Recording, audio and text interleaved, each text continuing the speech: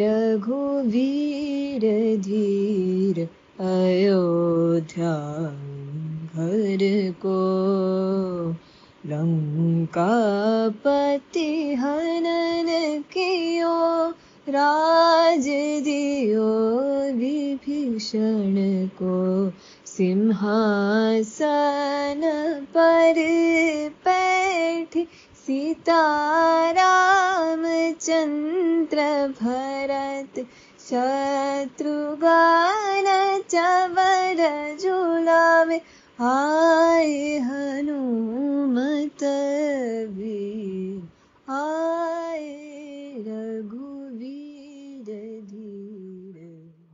The music we just heard was in the Drupad style. This is a form of Hindustani classical music said to evoke a calm and meditative state in the listener. The pioneer of this style is a student of Purandara Dasa, the teacher of musical grades Tansen and Baiju, and the founder of the Haridasi school of mysticism in the north. He is famous for the ragas Kedar, Gauri, Malhar, and Basant. Such was the magic in his music that whoever listened to it would stay back with him. Today we will hear about Swami Haridas. You're listening to Āścarya. Swami Haridas was born in early 16th century in Uttar Pradesh. His ancestors descended from Gargacharya, the Kulaguru of the Yadavas from Krishna era. The young Haridas, already famous for his singing and dedication to Radha Krishna, took sannyas at an early age. He left home and moved to Vrindavan to devote himself to meditation and singing. Swami Haridas had visions of Radha and Krishna on many occasions. Once, on the request of devotees, he sang bhajans asking Radha and Krishna to appear before them all. When they appeared, they said, "If you wish, we can stay back for the sake of the devotees." Swami Haridas replied, "I am a saint. How can I keep you? From where will I bring new clothes and jewelry for Radha?" Upon hearing this, the divine couple transformed into a single Radha Krishna Vigraha. This is now preserved in Vrindavan at the famous Banke Bihari temple built for them in Vrindavan. Swami Haridas was the teacher of Tansen, an outstanding musician and one of the famous Navaratnas from Akbar's court. One day, when Akbar complimented him on a performance, Tansen replied, "O Emperor, you greatly honor me, but my music is nothing in comparison to that of my Guru Swami Haridas." Surprised, the king said, "Swami Haridas? I have never heard this name.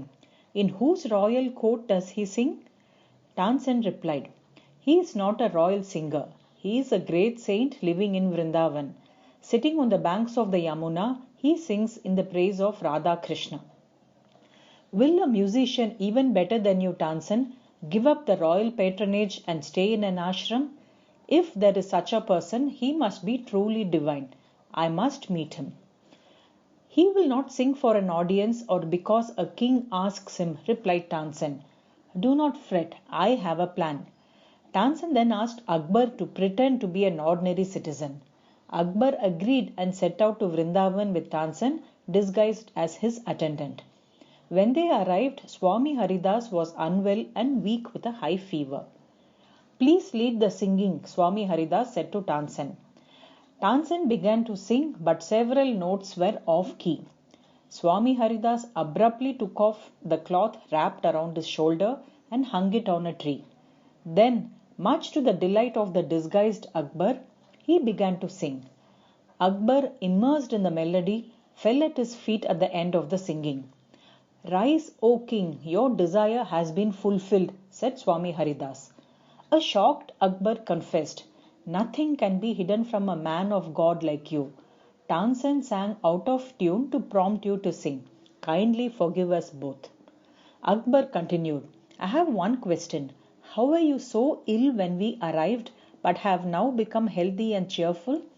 Swami Haridas pointed to the cloth hanging on the tree.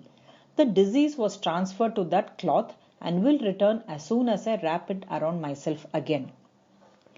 Akbar offered to construct a huge temple for Radhe Krishna. Swami Haridas gently dismissed his proposals, saying, Krishna always roams around in forests. When Akbar persisted, Swami Haridas said, "Repair one of the broken stairs of Yamuna Ghat instead." Akbar thought that this was a strange request of an emperor famous for his wealth. As he reached the river bank and saw the stairs, the scene before him changed in a flash. The ghat appeared to have been made up of precious metals and studded with rare gems. He realized that even he could not afford to repair the stairs with such materials. As this realization came, the scene changed again. Now the ghat appeared to be ordinary stone mortar masonry. Chastened, Akbar admitted his incapacity to touch anything in Vrindavan and left. Upon their return to the capital, Akbar remarked to Tansen, "The magic I heard when he sang is not there when you sing." Tansen replied, "This is true. It is because I sing for you, but he sang for the divine being within him." In the next and final episode of the Haridasa tradition, we'll hear more about Tansen. Thank you.